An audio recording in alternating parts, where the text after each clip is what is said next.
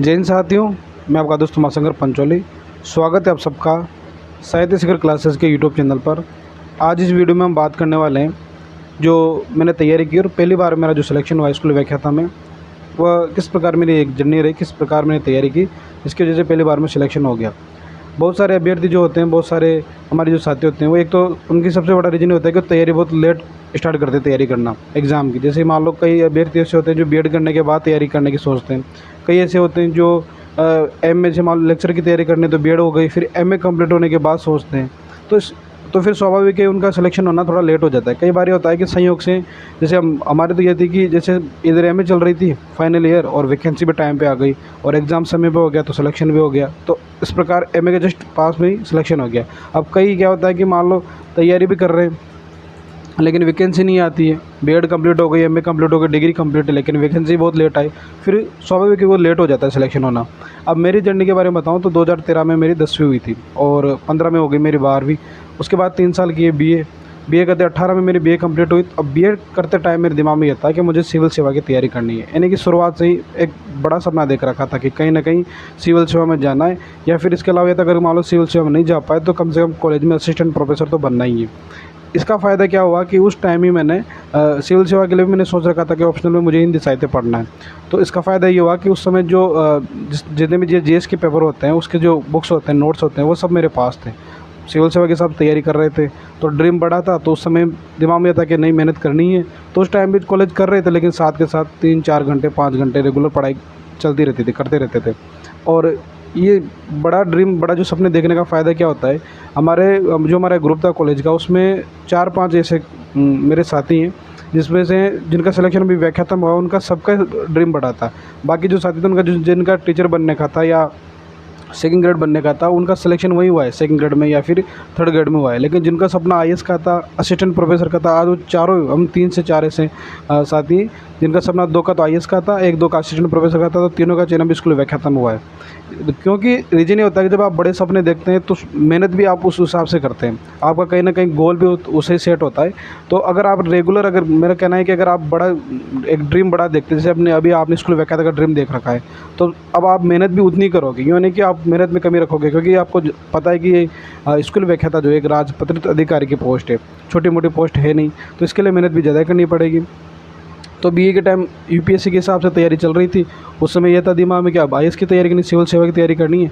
फिर family condition ऐसी बनी कि वो हो नहीं पाया और फिर बीएड का एग्ज़ाम दिया पीटीटी का और बीएड में सिलेक्शन हो गया। तो 18 से 20 2 साल में बीएड कंप्लीट हो गई। अब जिस साल बीएड चल रही थी सेकेंड ईयर, उसी साल रीट की वैकेंसी आ गई 20 में, लेकिन उसका एग्ज़ाम दिया, उसमें 125 नंबर आ रहे थे एसएसटी से, हिंदी से, और 21 में वो रद्द हो गई। लेकिन जैसे बीएड चल रही थी सेकेंड ईयर, और बीएड के बाद जो क्या हुआ कि मैंने एमए का फॉर्म अप्लाई कर दिया तुरंत उसके बाद, बीएड कंप्लीट होने के बाद ही। तो 21 में फिर एमए स्टार्ट हो गई रेगुलर, और 21 में जैसे ये रद्द हुई रीट वाली वैकेंसी, तो फिर उसके बाद ये था कि अब क्या करना है, वैकेंसी किसकी आएगी। तो फिर ये हुआ कि वैकेंसी स्कूल व्याख्याता की आने वाली है। तो 2022 जब फाइनल ईयर चल रहा था और उस समय रीट की पात्रता भी थी, तो पहले तो यह था कि रीट की पात्रता देनी है और कहीं ना कहीं सेकंड ग्रेड की तैयारी का मन में था मेरा, स्कूल व्याख्याता का नहीं था। लेकिन क्या हुआ कि जुलाई के आसपास मेरे 3-4 दोस्त थे, वो स्कूल व्याख्याता की तैयारी कर रहे थे। तो मैंने भी सोचा क्यों ना अपन भी स्कूल व्याख्याता की तैयारी कर लेते हैं, बाकी रीट की तैयारी तो कर ही रखी है, तो जैसे एग्ज़ाम होगा तो 1-2 बार रिविजन करेंगे तो उसमें अपना सिलेक्शन वैसे ही हो जाना है। तो फिर मैंने जुलाई के आसपास मैंने प्रॉपर लेक्चरर के हिसाब से हिंदी पूरा जो सेकंड पेपर है उसका कोर्स किया।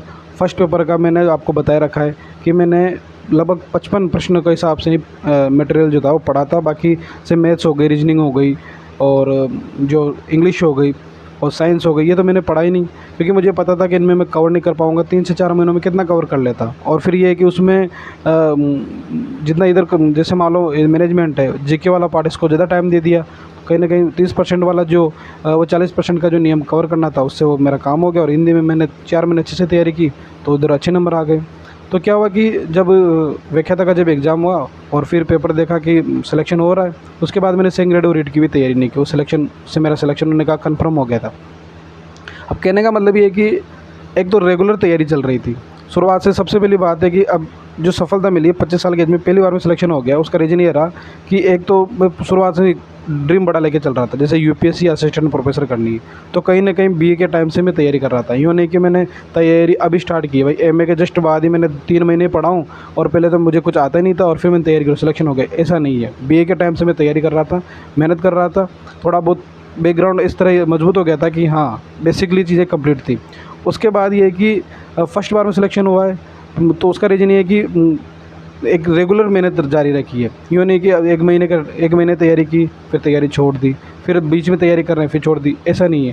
जैसे रीट की तैयारी की, रीट रद्द हो गई, रद्द होने के बाद इधर फिर स्कूल वगैरह की तैयारी करने लग गए और फिर इसमें सिलेक्शन हो गया। एक बात ये भी याद रखनी है आपको कि अगर मान लो कोई चीज़ अभी आपके साथ हो सकता है कि आपको लग रहा है कि मैं बहुत बुरी कंडीशन से गुजर रहा हूँ, आपको ऐसा भी लग रहा होगा कि जो ड्रीम मैंने बनाया है, जो सोच रखा है या मैं जो मेहनत कर रहा हूँ वो सफ़र मतलब मेरा जो सपना है पूरा हो पाएगा नहीं हो पाएगा।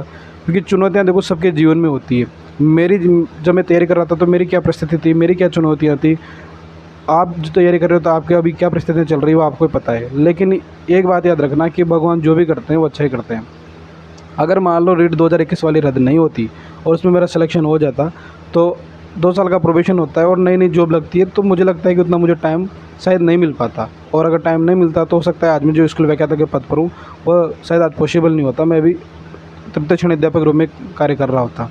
तो कहीं ना कहीं एक चीज़ ये भी होती है कि अगर आपके जीवन में कुछ अगर जैसे मान लो रेट रद्द हुई तो उसका मुझे पॉजिटिव वो लग रहा है कि हाँ कुछ जो भी भगवान करते हैं अच्छे करते हैं। बस आपको सकारात्मक रहना है। परिस्थितियाँ चारों तरफ से कितनी भी ऐसी गंभीर परिस्थितियाँ बने, आपको लगे कि शायद अब ये जो परिस्थितियाँ हैं इस हिसाब से मुझे तो तैयारी छोड़ देनी चाहिए या फिर मुझे दूसरा कोई जैसे जॉब देखनी चाहिए, प्राइवेट जॉब करनी चाहिए। तो ये जो समय होता है ना तैयारी के दौरान, चुनौतियाँ तभी सामने आती है। मान लो अगर आपने कोई सपना देख रखा है ना, कोई ड्रीम बना रखा है कि मुझे कुछ करना है लाइफ में, तभी आपके सामने चुनौतियाँ आएगी, तभी आपको लगेगा आपके सामने बाधा आएगी। क्योंकि जिसका कोई सपना ही नहीं है, जिसने कोई गोल बना ही नहीं रखा, उसके सामने तो क्या ही चुनौतियाँ आएगी। तो अगर आपके सामने चुनौतियाँ आ रही है, बाधाएँ आ रही है, तो ये मान के चलें कि आप सही रास्ते पे जा रहे हैं, आप अपने मंजिल की तरफ बढ़ रहे हैं। और आपका जो सपना है ना, जो मंजिल है, जो आपने ड्रीम बना रखा है, वो यूँ मान लो कि आप उससे ज़्यादा दूर नहीं हो।